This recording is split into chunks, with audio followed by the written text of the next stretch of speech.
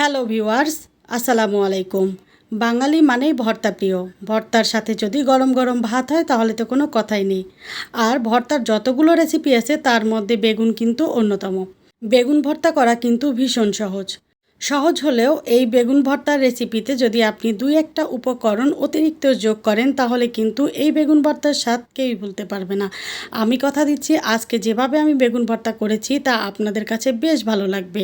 তবে রিকোয়েস্ট থাকবে আপনারা পুরো রেসিপিটি উপভোগ করবেন। এখানে একদম শেষের দিকে আপনাদের জন্য বেশ কিছু টিপস থাকবে যা আপনার বেগুন ভর্তাকে একদম অমৃত করে দিবে। তো ভিউয়ার্স, আমি এখানে দুটো কালো গোল বেগুন নিয়েছি আর নিয়েছি 3টা টমেটো। এখনকার টমেটোগুলো একটু হলদেটে হয় এবং এটা সিদ্ধ হতে বেশ খানিকটা সময় লাগে। তো এখন বেগুন এবং টমেটো আমি খুব ভালোভাবে ধুয়ে পরিষ্কার করে তারপরে এভাবে পাতলা পাতলা করে কেটে নিয়েছি। এভাবে পাতলা করে কেটে নিলে বেগুন এবং টমেটো খুব তাড়াতাড়ি সিদ্ধ হয়ে যাবে। তো এখন আমি এখানে দিয়ে দিব স্বাদমতো লবণ। লবণ কিন্তু আপনারা আপনাদের স্বাদ অনুযায়ী দিয়ে দিবেন। আমি পুরো রান্নার লবণটা এখানে একবারে ব্যবহার করেছি, পরবর্তীতে আর কোনো লবণ দিব না। তো এখন দিয়ে দিচ্ছি 1 চা চামচ হলুদের গুঁড়ো। লবণ এবং হলুদের গুঁড়ো দিয়ে আমি বেগুন এবং টমেটো খুব ভালোভাবে মাখিয়ে নিব। কাজটা বেশ আস্তে ধীরে করছি এবং সবগুলো বেগুন এবং টমেটোর গায়ে খুব ভালোভাবে কিন্তু মশলাটা মাখিয়ে নিব। তো এখানে সবগুলো মশলা খুব ভালোভাবে মাখানো হয়ে গিয়েছে। মাখানোর পরে আমি ঠিক 5 মিনিট এটাকে রেস্টে রেখে দিয়েছিলাম। রেস্টে রাখার পরে এখন আমি চলে যাচ্ছি পরবর্তী ধাপে। চুলায় একটা প্যানে আমি পরিমাণ মতো সরিষার তেল দিয়ে দিলাম। ভর্তাতে সরিষার তেল ছাড়া কিন্তু একদমই জমে না। তেলটা ভালোভাবে গরম হয়ে গেলে এখন আমি বেগুনগুলোকে ভেজে নিব। চুলার আঁচ মিডিয়ামে রেখে বেগুনগুলো এপাশ ওপাশ লাল লাল করে ভেজে নিতে আমার 5 মিনিটের মতো সময় লেগেছে।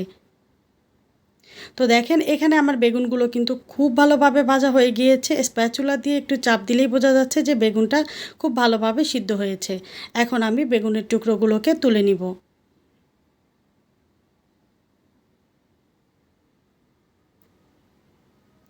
ঠিক একই রকম করে আমি বাকি বেগুনের টুকরোগুলোও ভেজে নিব।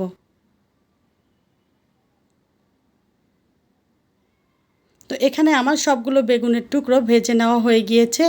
এখন কড়াইতে আমি আরও কিছুটা তেল দিয়ে দিলাম, তারপরে দিয়ে দিচ্ছি লবণ হলুদ মাখিয়ে রাখা টমেটোগুলো। তো এখানে সবগুলো টমেটো দিয়ে দেওয়ার পরে আমি দিয়ে দিচ্ছি একটা রসুন খোসা ছাড়িয়ে নিয়েছি এবং ভালোভাবে ধুয়ে পরিষ্কার করে নিয়েছি। রসুন এবং টমেটো আমি একসাথেই ভেজে নিচ্ছি, যেহেতু রসুনটা ভাজতে কিছুটা সময় লাগবে তাই টমেটোর সাথেই এখানে ভেজে নিচ্ছি। বারে বারে কিন্তু রসুনগুলোকে এভাবে একটু নেড়েচেড়ে দিতে হবে, না হয় কিন্তু দুটো পাশ সমানভাবে সিদ্ধ হবে না। তো টমেটো আমি খুব ভালোভাবে ভেজে নিব এবং উল্টে পাল্টে একদম নরম হওয়া পর্যন্ত এগুলোকে ভেজে নিব। তো ভিউয়ার্স দেখেন এখানে কিন্তু আমার রসুন এবং টমেটো খুব সুন্দরভাবে সিদ্ধ হয়ে গিয়েছে। এখন এগুলো আমি একটা প্লেটে তুলে নিচ্ছি। তুলে নেওয়ার পরে কড়াইতে যে তেল আছে সেই তেলে দিয়ে দিচ্ছি 4টা শুকনো মরিচ। শুকনো মরিচটা আমি একদম মুচমুচে করে ভেজে নিব। আপনারা কিন্তু আপনাদের স্বাদ অনুযায়ী এখানে ঝালটা দিতে পারেন, আর ভর্তাতে ঝাল একটু বেশি হলে কিন্তু বেশ ভালো লাগে খেতে। তো এখন আমি সবগুলো উপকরণ ভেজে নিয়ে একটা প্লেটে নিয়ে নিয়েছি। এখন আমি রসুন এবং মরিচ খুব ভালোভাবে ম্যাশ করে নিব। আমি কিন্তু বেগুন এবং টমেটো আগেই লবণ দিয়ে মাখিয়ে নিয়েছি, তাই এখানে এক্সট্রা করে কোনো লবণ ব্যবহার করছি না। রসুন এবং মরিচ ভালোভাবে মাখিয়ে নেওয়ার পরে এখন বেগুনের যে উপরের খোসাটা আছে এটা আমি ফেলে দিব। ভর্তাতে এটা খেতে আমার কাছে ভালো লাগে না। যদি কেউ চান তো এটা রেখেও দিতে পারেন, কোনো সমস্যা নেই। তো এভাবে করে আমি বেগুনের সবগুলো খোসা ফেলে দিয়েছি।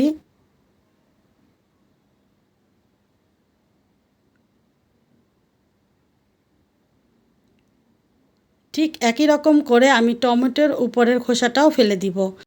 আবারও বলছি, কেউ চাইলে এগুলো নাও ফেলতে পারেন, কোনো সমস্যা হবে না।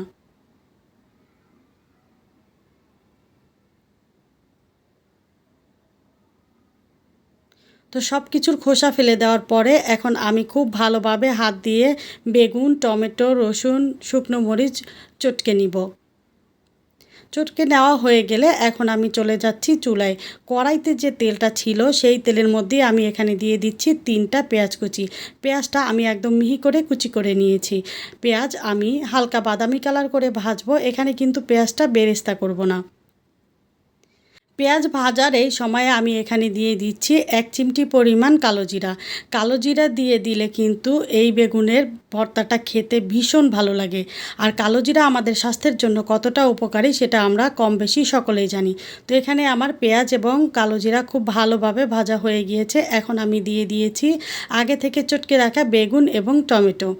তারপরে খুব ভালোভাবে পেঁয়াজের সাথে মিশিয়ে নিব। আর এখানে দিয়ে দিলাম অল্প পরিমাণে ধনিয়া পাতা কুচি। ব্যাস, সবগুলো উপকরণ এখন আমি চুলার আঁচটাকে মিডিয়ামে রেখে মিনিট খানেকের মতো জাল করে নিব। এই সময়ে বেগুনে যদিও একটু অতিরিক্ত পানি থাকে সেটা টেনে যাবে, আর বেগুন এবং টমেটো হাত দিয়ে মাখানোর ফলে নষ্ট হওয়ার যে সম্ভাবনাটা ছিল সেটাও আর থাকবে না। তো এভাবে করে যদি আপনি বেগুন ভর্তাটা করেন তাহলে কিন্তু ফ্রিজের বাইরে ঠিক 24 ঘন্টা পর্যন্ত এই বেগুন ভর্তাটা একদম ভালো থাকবে। তো ভিউয়ার্স, দেখতেই পেলেন কত সহজভাবে এই বেগুনের ভর্তাটা আমি তৈরি করে নিয়েছি। আর সামান্য 2-1টা উপকরণ অ্যাড করার ফলে এই বেগুন ভর্তাটা খেতে একদম অমৃত লাগে।